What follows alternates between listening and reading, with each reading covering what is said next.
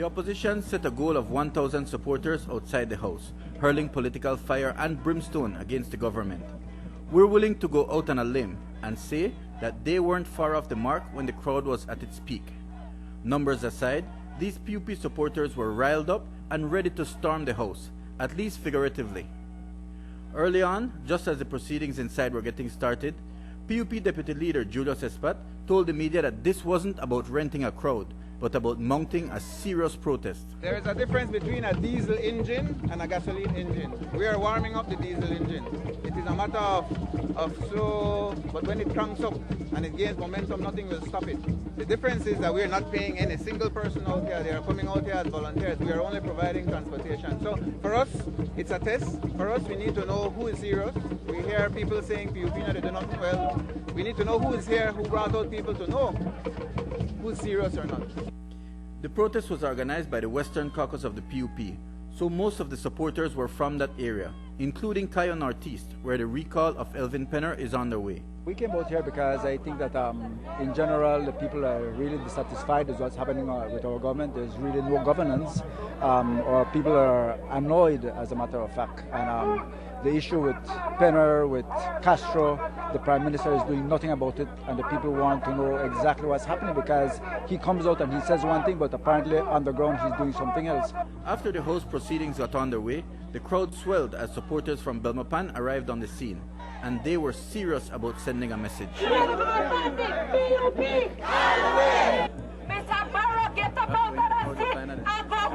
We're tired of this UDP government. We're tired of the corruption. We need to recall Penner. There are so many issues. Look at my sign. We have a lot of issues affecting us. It's time that UDP go home. Belmopan is neglected. Look at the streets.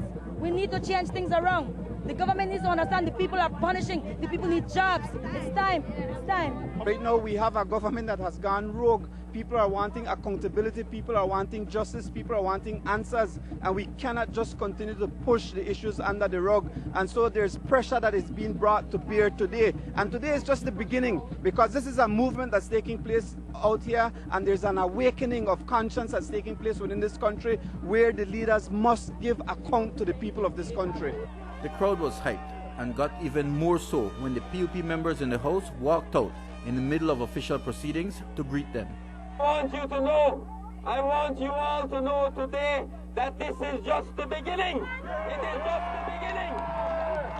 It is just the beginning. The People's United Party, our great party, has always led the fight for Belize. It is the PUP that has always taken the lead in making Belize a better place. So my friends, we have a lot of work to do together, but we will stand shoulder to shoulder. We will stand head to head. We will stand heart to heart.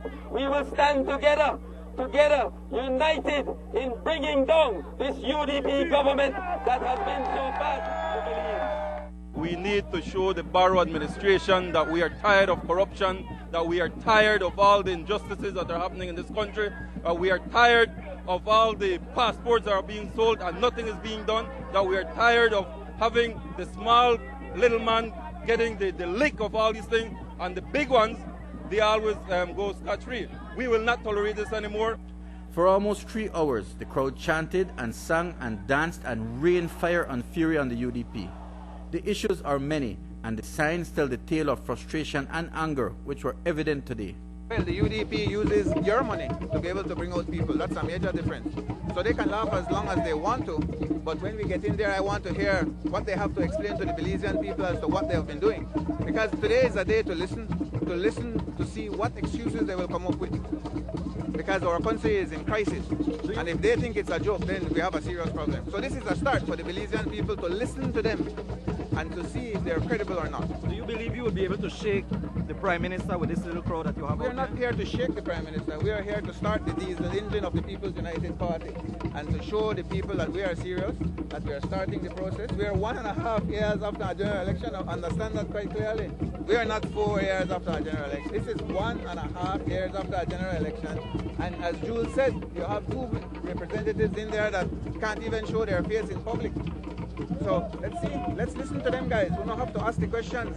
We are here to answer anything you want, but you need to ask the ministers the pertinent questions and the hard questions because the Belizean people want to know. The crowd dispersed at around 12:30, having sent their message loud and clear. Now whether that message is accepted is another matter completely. Mike Rodon for News 5.